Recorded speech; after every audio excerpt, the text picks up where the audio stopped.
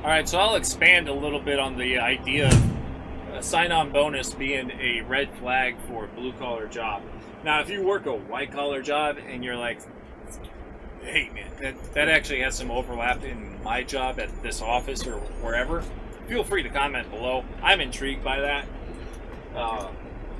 But in the context of blue-collar jobs, sign-on bonuses are usually a mask or it's the equivalent of putting newspaper over a pile of vomit.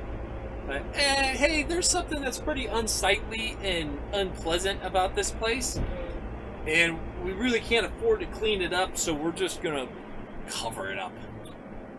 Now, what a sign-on bonus is doing, to me, is what it says is we can't afford to offer a wage to attract people or keep them around.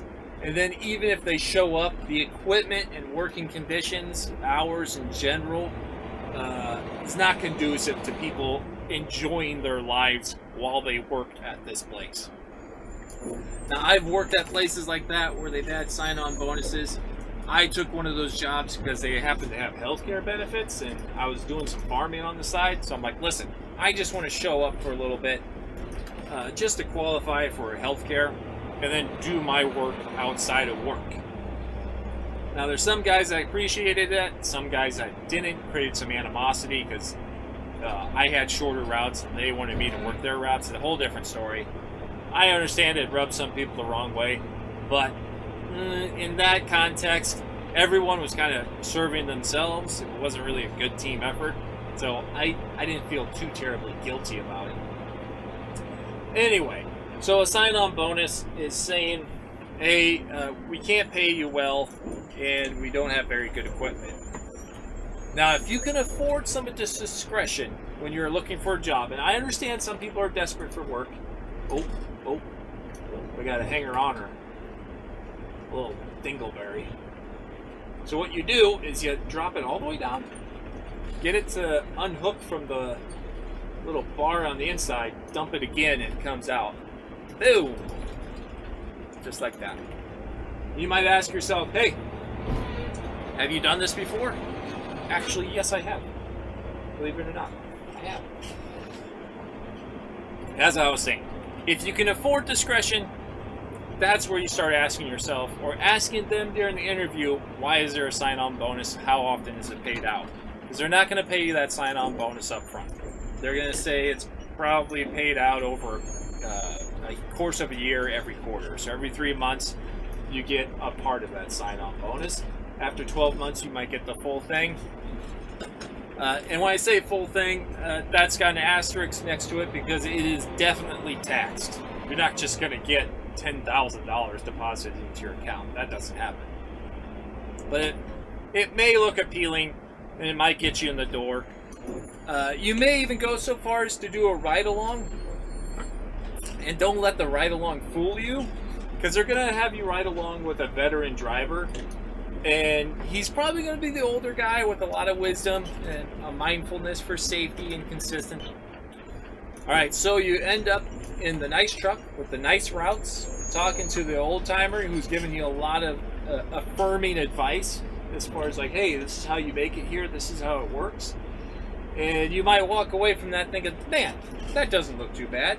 That was a pretty easy route, and that was a nice looking truck. Keep in mind though, they're not going to give you a big sign-on bonus and a nice truck and a nice route.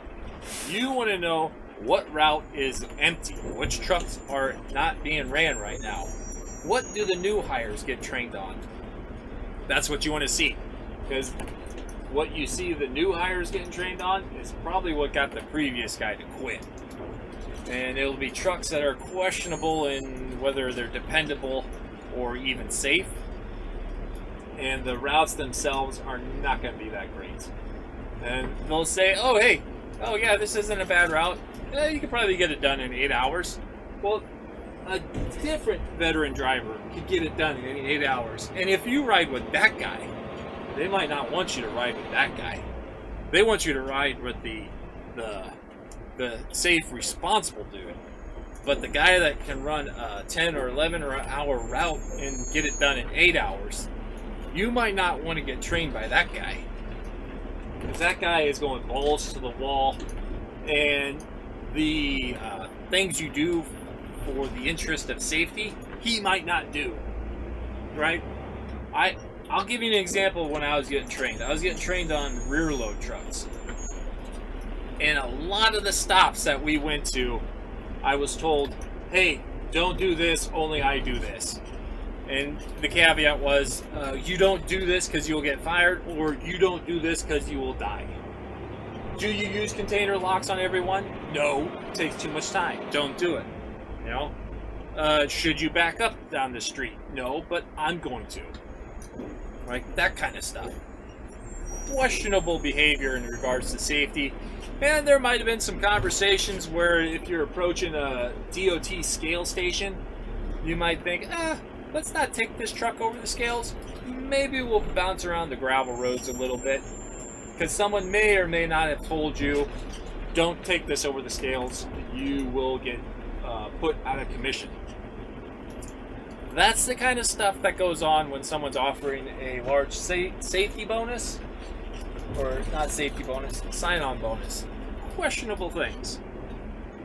And on top of that, you know, questionable equipment and environment. The hours, even in the most ideal situations, like a truck like this, in the route that I'm driving, this is easy. I'm not going to lie, this is easy. But it's easy for me. We've had people that were like, we're not really looking for staff, but we'll try to train somebody.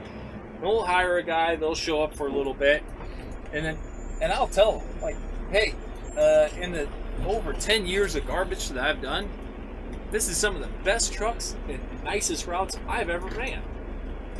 This is nice. But I have to put an asterisk next to it and say, because I'm good. Like, someone who's not good at this job is going to struggle. They're going to get lost. They're going to tip over carts. They're just going to be sloppy.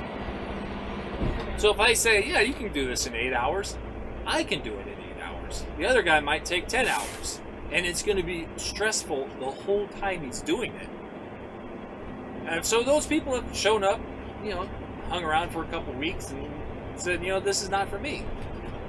And now everyone who sees the videos of me doing this job saying, oh, that job is easy. No, it's easy for me.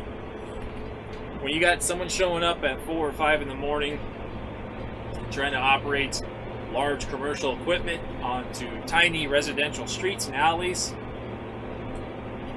it does get stressful. It can tax people a little bit. And it's not that the job's hard, it's just the learning curve is hard. I've always said it's the hardest, or what is it, the easiest hard job out there. And we're not currently hiring, but if we were hiring, we wouldn't be offering sign-on bonuses. Instead, we'd offer, hey, we're going to offer a very competitive wage and a nice atmosphere to work. You don't need to be enticed with sign-on bonuses when you look at really good working conditions that help you build consistency. Because fundamentally, when it all comes down to it, if you're a family man like myself, you're like, I don't need to be lured by the possibility of large lump fees or large sums of cash for bonuses or whatever. If I'm trying to raise a family, families need consistency. They need stability. How do you build that? Well, not with the yes, no, maybe possible chance of paying your bills. I need to know I'm going to pay my bills every time. And not, oh, maybe next quarter I'll get a bonus or something. I don't like that. Not for blue-collar jobs.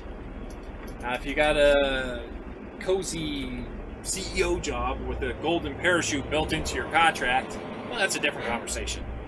Entirely different conversation. Context of blue collar, maybe some of you white collars out there, yeah. Sign-on bonuses, they should have a question mark next to them.